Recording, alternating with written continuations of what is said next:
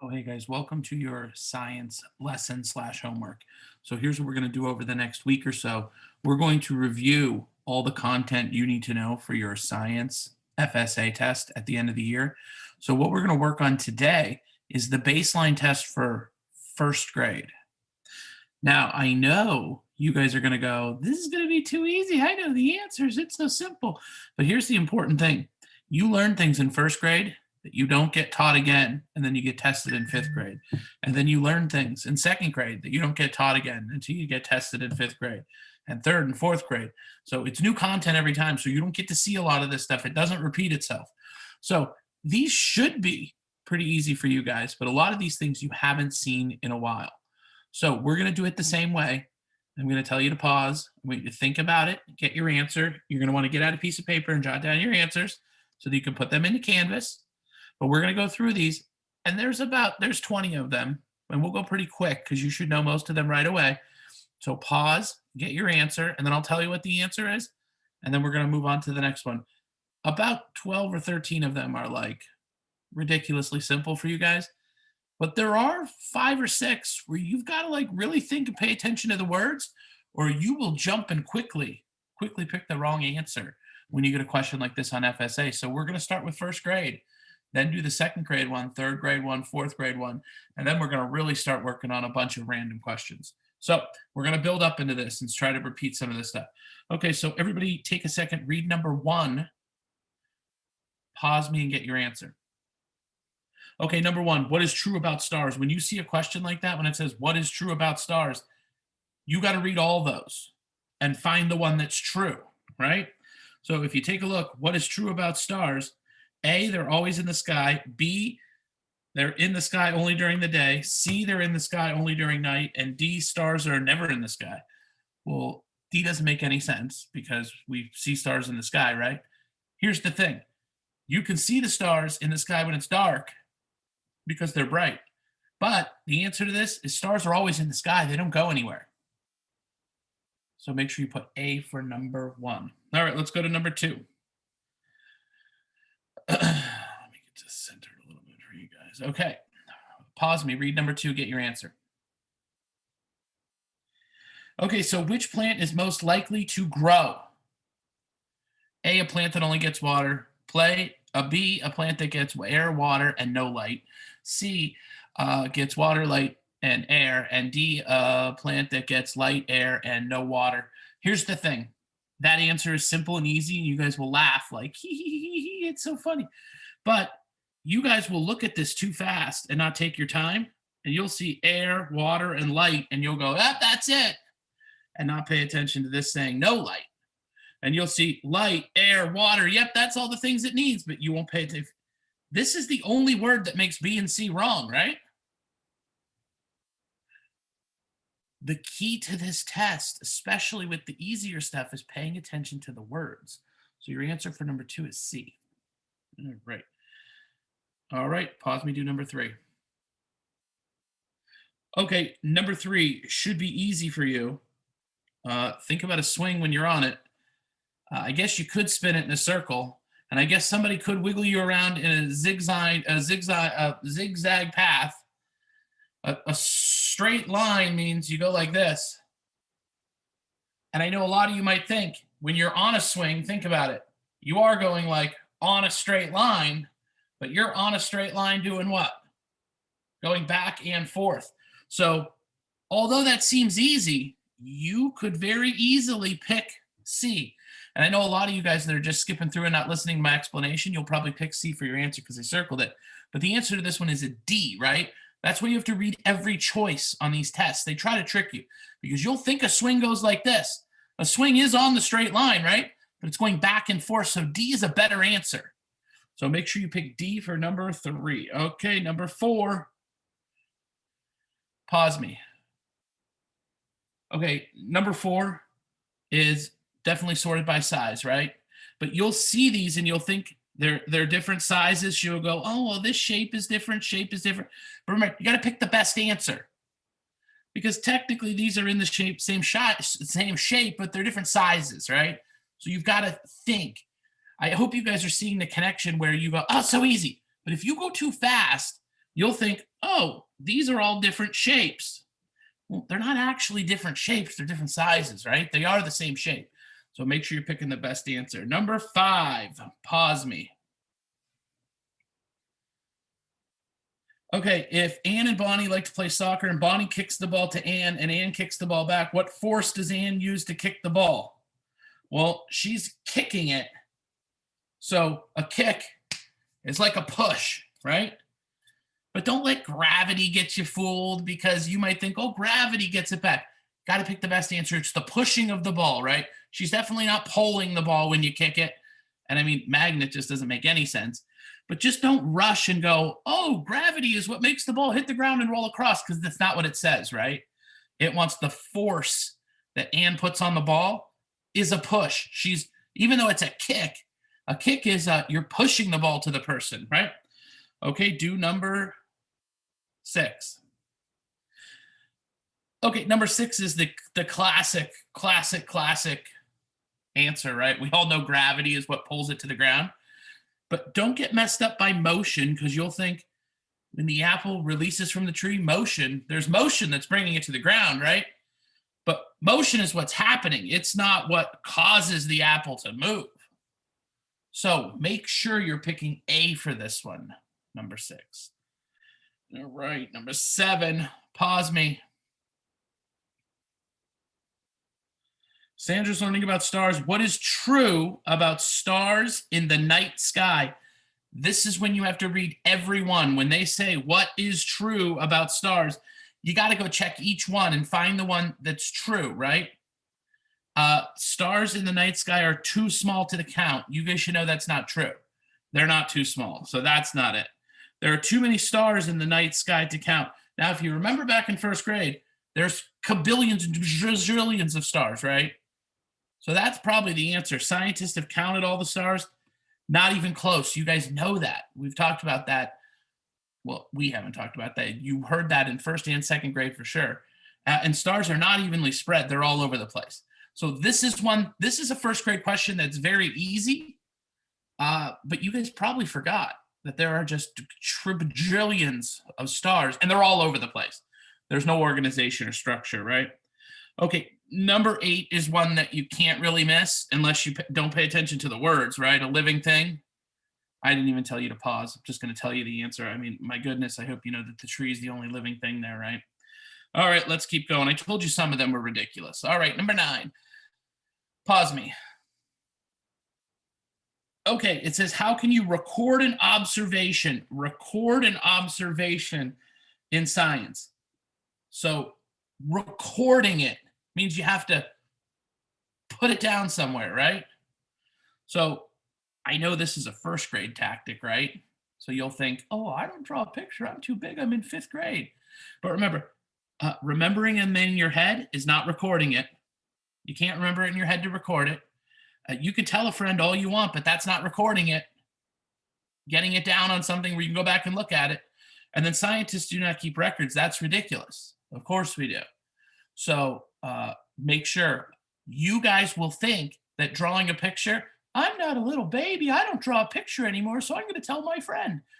You have to think what the word is asking you to record it. When you record it, it has to go down somewhere. All right, number 10, Pat drops a ball. What pulls the ball to the floor? I'm not even going to stop. You guys don't even have to pause. You guys know, I mean, for sure that's gravity, right?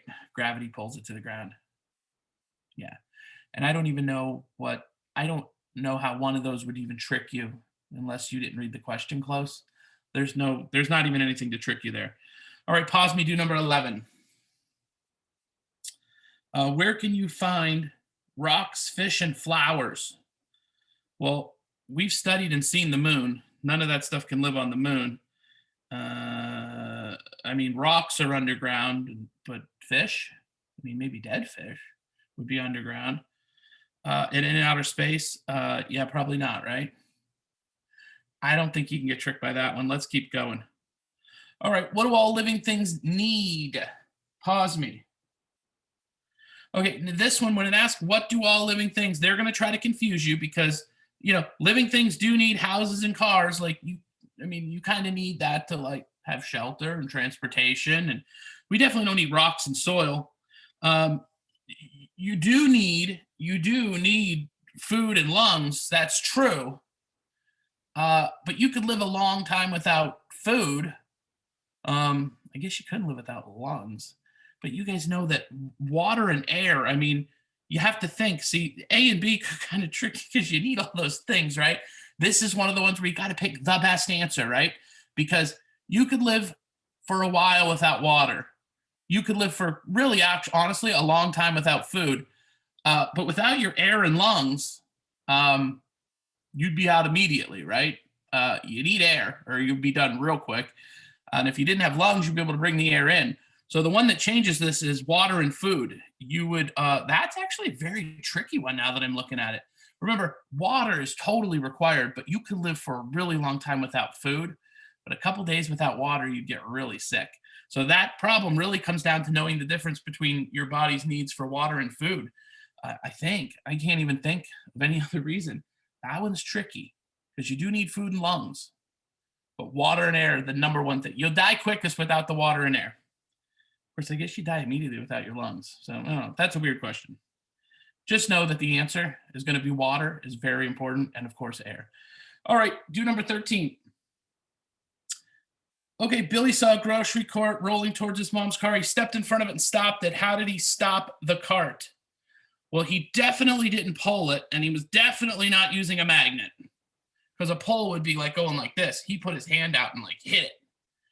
So now you're down to 2. Do not let gravity trick you. I mean, gravity is what pulls things to the ground, right? The cart is moving because somebody pushed it.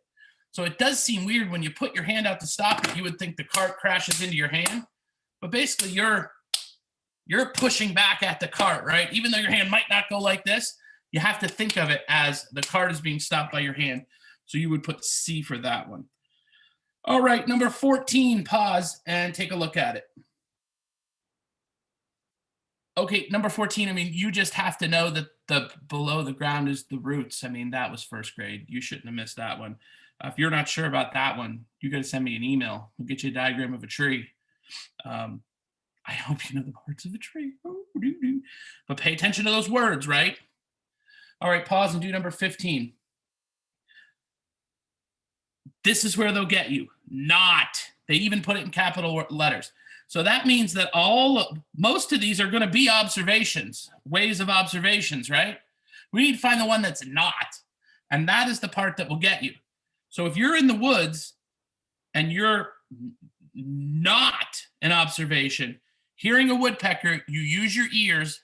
So you don't think, a lot of you guys think observations only your eyes, like what you can see, but you can hear a woodpecker. You would make an observation. Oh, there's a woodpecker nearby. You could feel a tree. That's an observation, your touch. You could smell the flowers. That's an observation that you do. Right when you see this word inferring, if you know what it means, inferring is like making a prediction, right? You're making a guess, making an inference that the ground is cold. You can't, that's the word that throws this off, right? Because I guess you could, if it said you put your hand down on the ground and felt it was cold, then it would be an observation. But when you see the word inferring, you're just guessing the ground is cold. But observation, you need to touch it, smell it, feel it, taste it. No, don't eat the ground, don't eat the dirt. That's nasty. All right, do number 16. Juan went to the beach with his family. He wanted to be safe around the water. What is one thing that is not safe? This is the only way you'll miss this, because you'll think, oh, what does Juan need to do to be safe? Well, Juan should swim with an adult. You'll pick A right away. Or Juan should swim near a lifeguard. Ooh, that sounds good. Or Juan should swim in the deep water alone. That wouldn't be safe, right? That wouldn't be safe to be in the deep water alone. Or Juan should swim near the shore. That would also make sense, right? So make sure, you gotta read the question slow, because this is a simple. I know you're looking at reading these questions, you're all going, he's wasting time. These are baby questions. But I'm teaching you these strategies. They throw these words in here because you get too excited, you get too fast, you miss that word, you go, oh, Juan should swim with an adult. That's something he should do to be safe. And you'll pick A, and then you'll get it wrong. All right, couple more. Number 18. Read it. The Earth's surface, you guys just hear my dog, he just burped. The Earth's surface is always changing. Some changes happen fast and some changes happen slowly. Which of the following is a slow change? So something that would take a long time to change. Well, an earthquake is immediately going to change everything. A landslide is when land slides down a hill. That is going to happen really fast. Flooding, believe it or not, happens pretty fast, right? A plant root breaking a rock. That's going to take forever for that to grow and happen, right? Okay, here we go. Look at the pictures below. How are the plants different? Pause me. Okay, this one, make sure, different. That means you've got to read each of these and find the connection to these pictures, right? So although you can see one smaller than the other, you've got to make sure it doesn't say similar. This could say similar, and that would change the whole thing, right? How are they different? Well, obviously, one's bigger than the other. So you got to take a look. They are different sizes. Now, don't stop there. I'm pretty sure that's the answer. But in science, here's the thing. Let's make sure there's not a better answer. I don't think there is, but let's make sure. They have different number of leaves. They have the exact same number of leaves. They have different types of roots. One's bigger and one's smaller, but they look the same. So don't read that and go different types of roots. Oh yeah, this one's different than this because it's bigger. See, that's the trick. I hope you guys are following me. If you just read this fast, you would say different types of roots. Yep, those are different because they're different sizes. But that's what makes A the best answer, right? That's why you have to read every single choice. And they are different types of plants. If you look at these, a lot of you guys will look at these and go, oh, those are totally different plants because they're different sizes. They're different, but they're really the exact same plant. The thing that's different about them is that they're different sizes. So in science, it's so hard. You got to pick the best answer. All right, last one. You can't possibly miss this one. It's impossible. If she found a ladybug and she wanted to use a tool so that she could examine it and make it bigger, that's definitely the hand lens, right? You guys know that one. That one we don't spend any time on. All right, guys, I know that was probably easy. It was a quick review, and we're going to build as we go through this for the week. All right, take your answers and put them in Canvas. Peace.